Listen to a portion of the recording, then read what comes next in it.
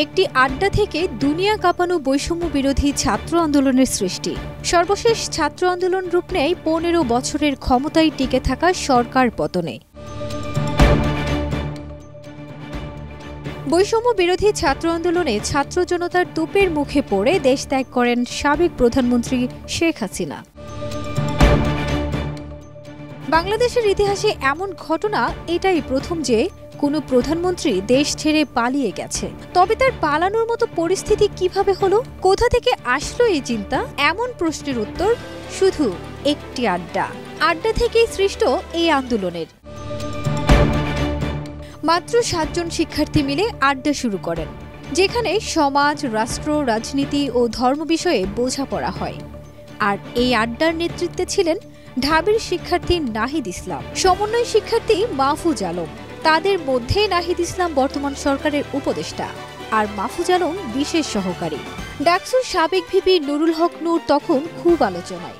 নূরের দল গণ অধিকার পরিষদে কোন দল? ছন্নছাড়া নূরের ছাত্র সংগঠন ছাত্র অধিকার পরিষদেও। একদল তরুণ নেতা গঠনতন্ত্র লঙ্ঘনের অভিযোগ এনে এই ছাত্র গঠন ছেড়ে দেন। পদত্যাগ করা এসব কর্মী গিয়ে ঠাঁই নেন গুরুবারে।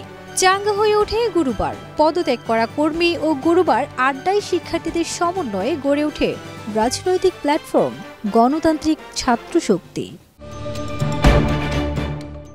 মাহফুজ আলম বলেন, ২০২১ সালের ২৪ অক্টোবর আমরা কয়েকজন ঢাকা বিশ্ববিদ্যালয়ের শিক্ষার্থী মিলে বটতলায় বসে এই আড্ডা শুরু করেছিলাম। সেখানে সমাজ, রাষ্ট্র, অর্থনীতি ও রাজনৈতিক ধর্মতত্ত্ব এই ৪টি বর্গ ধরে আড্ডার সিদ্ধান্ত নেওয়া হয়।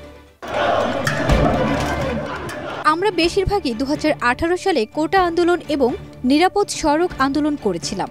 এরপর ছাত্রলীগের অপতৎপরতার কারণে ক্যাম্পাসের রাজনৈতিক স্পেস কমে যায়। তখন আমরা ভাবলাম যে এত বড় আন্দোলনের পরও বাংলাদেশের ছাত্র রাজনীতিতে গুণগত পরিবর্তন আসেনি। তখন আমরা কিছু লেখালেখি করেছি, কিছু প্রস্তাবনা করেছি। তখনও আমরা ভাবিনি যে ছাত্র সংগঠন গঠন করা হবে। পরে একটা সময় আমরা দেখলাম যে আড্ডায় মানুষের আগ্রহ বাড়ছে। রাজনৈতিক বিষয়গুলো বোঝাপড়ার জন্য ছাত্রদের ব্যাপক আগ্রহ।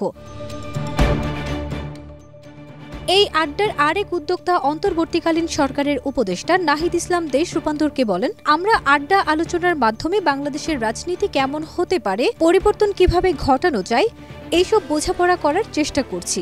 ৫ জুন যখন হাইকোর্ট রায় দিল, তখন আমাদের সবারই মনে হলো যে একটা প্রোগ্রাম করা প্রয়োজন এবং বিশ্ববিদ্যালয়ের শিক্ষার্থীরাও এটা আলোচনা করছিলেন। তখন আমরা সাধারণ জায়গা থেকে শিক্ষার্থীদের নিয়ে আলোচনা করি এবং আলোচনার মাধ্যমে ঢাকা বিশ্ববিদ্যালয়ের কেন্দ্রীয় লাইব্রেরি থেকে আন্দোলন শুরু করি। আড্ডা দিয়ে কি হবে কথাটি হরহামেশাই শোনা যায়, অথচ আড্ডায় কি না হয়? রাষ্ট্র সৃষ্টি হয়, বড় লেখক জন্ম নেয়, চেপে বসা স্বৈরশাসকের খুঁটি নড়বড়ে হয়ে যায়। আড্ডা থেকে চিন্তার জন্ম হয়, চিন্তা ছিনতাইও হয়, আড্ডার স্থান পাঠ্যস্থানে পরিণত হয়। ফারজানা নিকিতা, দেশ রূপান্তর।